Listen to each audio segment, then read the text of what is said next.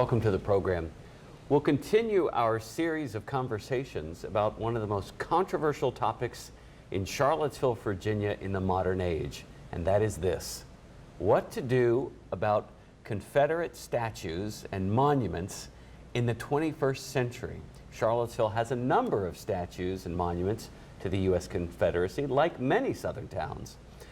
Today on the program, we'll talk with Professor Ervin Jordan. He's at the University of Virginia, and his books include Charlottesville and the University of Virginia in the Civil War. Thank you, sir, for being here. Thank you for inviting me. It's a pleasure being here. I'm so glad you're here. I want to just pick your brain a little bit about, Certainly. Ervin, what crosses your mind when you see this debate going on and this conversation and people talking about these statues, and specifically, they're talking about that big Robert E. Lee statue in downtown Charlottesville in a public park. People, even members of Charlottesville City Council now, crying for it to be taken down, put in a museum. What crosses your mind, and what do you think should inform this debate based on your whole career of studying the Civil War? The thing that crosses my mind is that it is good to have a public debate about historical issues. As a historian, I certainly support that. The second thing that crosses my mind is that when Americans talk about history, they have different interpretations and different perceptions of the past. I don't think we'll ever be able to truly come together and agree on every little aspect of history, but I do believe, as I said, that it's good that we do have these kind of public discourses, especially when you're talking about public space. Yeah, yeah. So what is it? I know you've talked before about the number of statues and monuments that come out of the Civil War. It seems like more than any other war. It's amazing. There are more Civil War monuments across America than for any other period of American history, far and away. Wow. And that is true, especially in Virginia, and it's true particularly in the South. If you had looked at the American landscape, say in 1860, before the war broke out, there were hardly any statues. You could walk through most towns and not see any kind of statuary whatsoever. This really only became something that Americans became passionate about after the Civil War, because of course in the North they wanted to commemorate their heroes, their victory. Only 20, 30 years after the Civil War were Southerners able to start erecting their monuments. Yeah. And they didn't, and once they did so, it didn't really stop for the longest time. Yeah, and then in the late 1890s, of course, that massive Robert E. Lee statue in Richmond, the former capital of the Confederacy, that thing just towers over the buildings nearby. It's just massive. It is, but its erection at the time was controversial because basically when it was first erected, it set out in the middle of nowhere. Richmond has grown up around it, but there were some people who were upset by its location because they felt it wasn't dignified. They felt that it should be closer into the city. They felt it should be closer to the state capitol building. Yeah. So what do we do? Let's pretend you're mayor and you're king for a day, and you can say, Charlottesville, this is what I think should happen here. And you know what's the takeaway here, really, Ervin, is that we're not just talking about Charlottesville. These statues are being taken down across the South as we speak. Most recently, I think in New Orleans. They tried to. They tried to. So what Charlottesville is talking about here is what the South is talking about. Yes. How do we come to terms with what our great-grandfathers and great-grandmothers have done in the white South in putting up these statues to celebrate the Confederacy? What do we do with this stuff? I have one man's opinion, speaking as a historian and as an American citizen. I feel that it's sort of desecrating statues to remove them. I think it sets a bad precedent. I think the statues here in Charlottesville, at least, should remain. I think if we're going to spend time and money and discussions on this, we should focus on erecting new statues. There's plenty of land around this area to erect new statues. Also, based on my experience on the various Civil War boards and commissions I've served on, I can tell you that removing a statue costs an awful lot of money. It can run you 5, even 6 figures. Because these things are not just necessarily hollowed out shells, they are massive structures. They were built to last forever. So you just can't take a backhoe and go and lift it up and move it somewhere else. Right. It would involve a considerable amount of expense.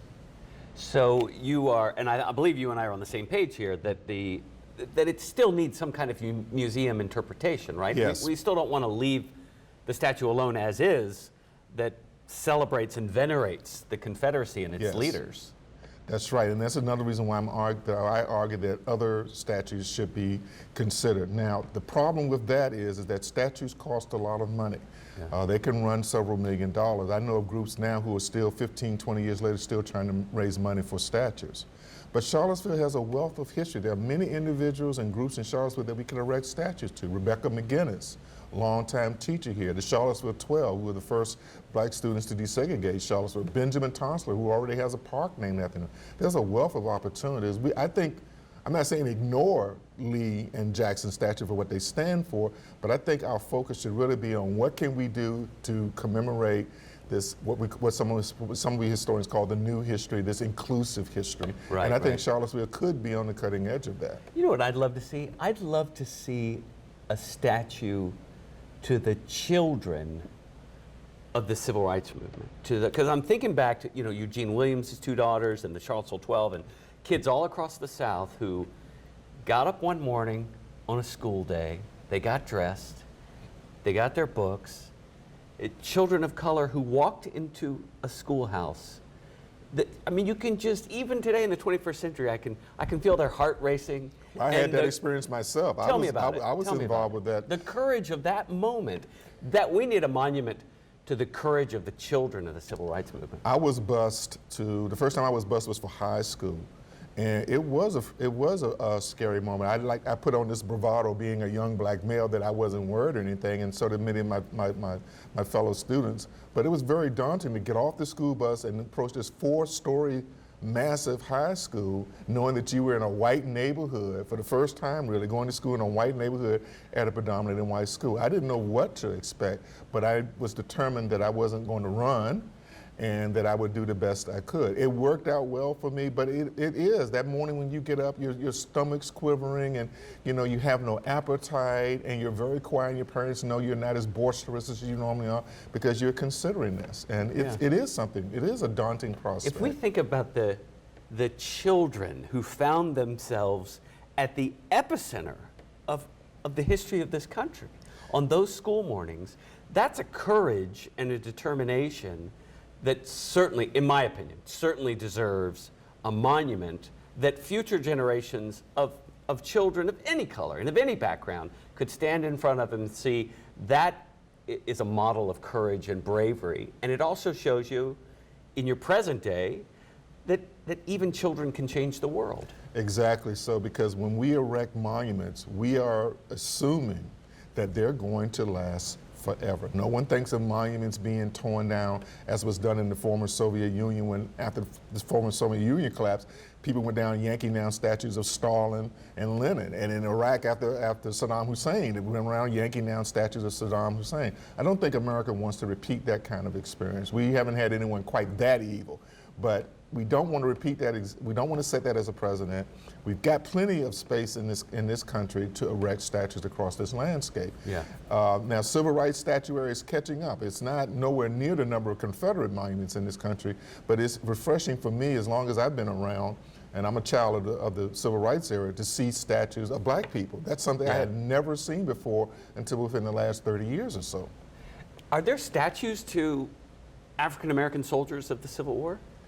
There are statues to African American soldiers of the Civil War, but hardly any in the former Confederate South. I only know of 3 here in Virginia, actually. And two of them are in cemeteries. One of them is at Petersburg, where several black units participated. But in my hometown of Norfolk, there's a very handsome statue of a black soldier that was erected in the early part of the 20th century. It took them nearly 20-some years to raise the money for it. There's another one in a Portsmouth cemetery.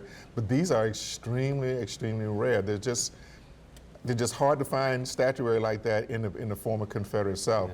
Yeah. Efforts have been undertaken, but money has always been the problem. Where's the money? There's always the money. Mm-hmm. So what crosses your mind when you see people in the park waving their Confederate flags and saying, you can't change history. Don't you understand the Civil War wasn't about slavery for the South? They weren't fighting to preserve slavery. They were fighting imperial government. They were fighting the tyrant Lincoln. They were just standing up against big government, and Lee, he didn't want to support slavery. But that's what we hear. That's what we hear. That's what we hear, and it's, you and I both know these are lost cause myths. But help us understand that. When I probably a little different from many African Americans. I look at the Civil War very objectively. But when I see things like that at Lee Park, one word goes through my mind that I want to shout at these people: Appomattox. That's when Lee surrendered. War's over, you're done, you're history. And not only that, you've been history for 151 years. So it doesn't bother me seeing them waving the Confederate flag. Waving the Confederate flag doesn't bother me.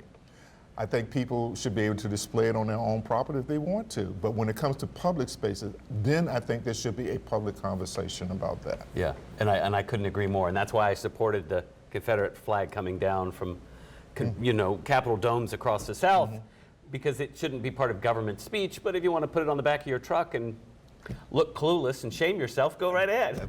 That's not been a problem for me. But Yeah. public spaces, we have to remember that we all pay taxes, so we all should have a say. Yeah. So what is it about Lee in particular? And what is it that we need to understand about this particular guy? Because during the Lost Cause and when all these monuments started going up, he was the icon. He was. That's the South, the former Confederacy grabbed him and held him up as he's the guy. And he didn't really like slavery, and he didn't really want to fight the Civil War. The first thing about Lee is that there was a PBS series on the Civil War several years, a very popular series on the Civil War, and one of the things they said about Lee was that he was America's most beloved general. And I was asked to do a lecture on whether that was true or not, and based on what I can tell in my research, that's pretty much near the truth. I mean, other generals like Washington, Patton, Eisenhower, they were certainly respected by their men, but loved. The only general that comes close to being as loved as much as Robert E. Lee was, as far as I can tell, is Stonewall Jackson. Now, about Lee, Lee was a part of the slaveholding class. He supported slavery, he believed in white supremacy. He didn't use that term, but he believed in it, he practiced it. Before the Civil War, he owned slaves. He had some slaves, he made a deal with them: if you're willing to be free, if you wanted to go to Liberia, I'll set you free. During the Civil War, when Lee, there's stories of Lee encountering Union soldiers and he insisted on them being treated like soldiers. Even on one occasion, allegedly prevented a couple of Union soldiers from being murdered by Confederate soldiers. After the Civil War, when he was president of Washington College, which is now Washington Lee University, there are also stories of Lee chastising the students who were publicly verbally abusing blacks in Lexington. Now, was Lee a kindly slave owner? Was he a benevolent slave owner? To me, as a historian, that's an oxymoron. Yeah, exactly. Just saying like Jefferson, you can't be a kindly slave owner. Right. But I also feel that Lee, as I described in one of my lectures, he's America's greatest traitor. He's the greatest beloved traitor, because he's just so venerated, and that's not going to change, I don't believe, at least not in this century. He's just so highly venerated because he did stand for duty and honor and principle. There's never been any personal scandal attached to Lee. So there are some qualities about Lee that one could admire, but he was a part of his time in his class. He believed in slavery and he believed in white supremacy. Yeah. And at the same time, that one man sent hundreds of thousands of men and boys to their deaths in the sick hope that future generations of people of color in America would know firsthand the absolute horrors of human slavery. For me personally, that's the takeaway of Robert E. Lee. Very much so. That's the thing I can't see past. So when people tell me, "Oh, Coy, you just don't know he was an honorable man," he was okay, but he was also the guy that led the effort to preserve for all time. If you read the Confederate Constitution, that's what it's all about, to preserve for all time human slavery. Very much so. As one scholar put it better than I did, W.B. Du Bois, he said either Lee was a traitor or a fool, because he should have known if he won what was going to happen to black people, and he shouldn't have engaged in that in the first place. There's an interesting sidebar, a story about Robert E. Lee, because I heard one of the demonstrators definitively saying that Lee freed slaves. Now here's how Lee freed these slaves. In 1857, his father-in-law, a man named Custis, died. And in his will, Custis said, all my slaves who are still alive 5 years from now ought to be free. And he named Lee, his son-in-law, the executive of his state. So in 1862, while the Civil War is raging, Lee dutifully goes to a courthouse and signs the paperwork that frees 194 slaves. Now, I've always wondered what was going through his mind as he did that, but he was such a man so devoted to duty that he did that. But the point here is that these people that are called neo-Confederates, they're twisting history a little bit by saying Lee freed slaves. Well, Lee did free a large group of slaves, but he probably didn't want to do that, and certainly he didn't do it of his own initiative. It was something he had to do. Wasn't his idea. Wasn't his idea. And the slaves technically were owned by his wife anyway, because that was her father. But he didn't say, I'm going to free slaves today. He said, it's time for me to free these slaves. And I've always wondered what was going through his mind as he actually signed the document freeing these 194 people. So to pull the camera way back here, Ervin, there are people who say, you know what, all this talk about the statues, and you're missing the larger point that racism is still alive and well in America. We still have terrible institutional racism that goes on right in front of people, and that's the kind of stuff that we should be looking at today. And does this conversation about the statues and the lost cause myths and the South finally coming to terms with the myths of the lost cause, the lies of the lost cause, as I like to say, does that inform that larger conversation of the racism in America that we still struggle with? That is America's greatest problem, I believe, is racism. America's greatest sin was slavery. Slavery, if slavery wasn't wrong, then nothing has ever been wrong in American history.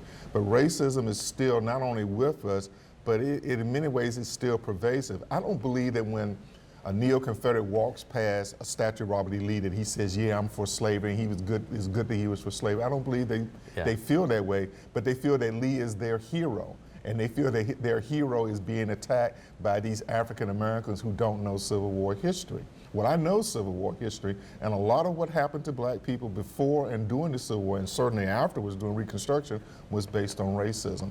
And sometimes America is very strange about how it deals with racism. There are times in which it seems to want to reach out and do something about it, and other times it seems like it just hopes that if you don't do anything or don't say anything about it, it'll go away. And I don't think this issue with the statues in Charlottesville are going to go away anytime soon. I asked one of your colleagues at the University of Virginia, historian Phyllis Leffler, on this program a few weeks ago. I asked her, because you're right, we've had this conversation before in this city, right here. I can remember writing about this in the newspaper over 20 years ago. Yes. Do you think we've reached a critical mass of enlightened people who live here, who call this home, who love Charlottesville, who want something done about this, whether it's to put it in a museum, or as you and I would like to see, create that museum experience in the public park? Take that opportunity, you'll reach a lot more people that way. Have we reached a critical mass? You think we're finally going to do something? I am publicly saying here that I am afraid that we will reach a critical mass if those statues are demolished or moved. More so if they're demolished. That will certainly incite the type of violence that we see elsewhere in the world, and I do not believe we want to see that here. There are some people that are so passionate about their Confederate ancestors and the Confederate South and Robert E. Lee that they will literally shed blood for that. They're willing to shed blood for it. I can picture them, and the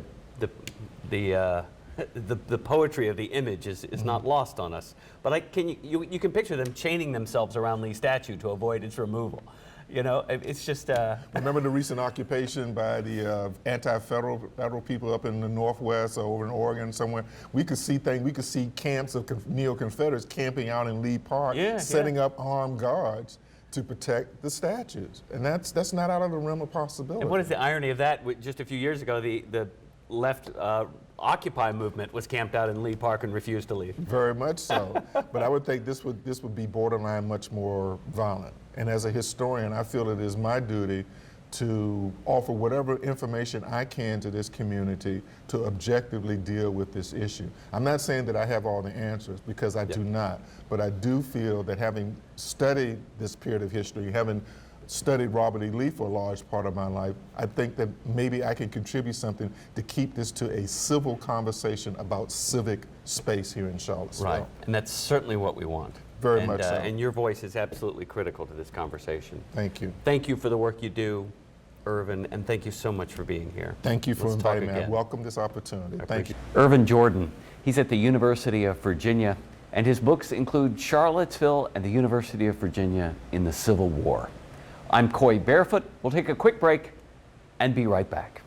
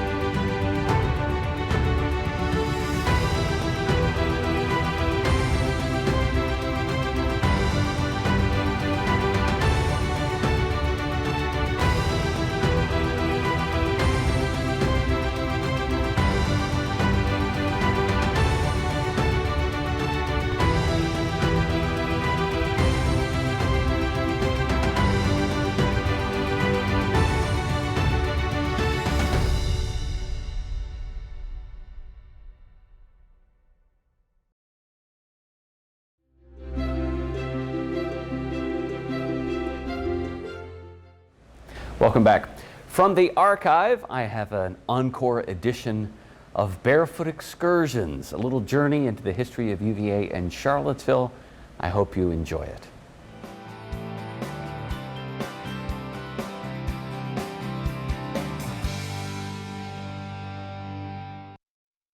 Hi, I'm Coy Barefoot here at the University of Virginia.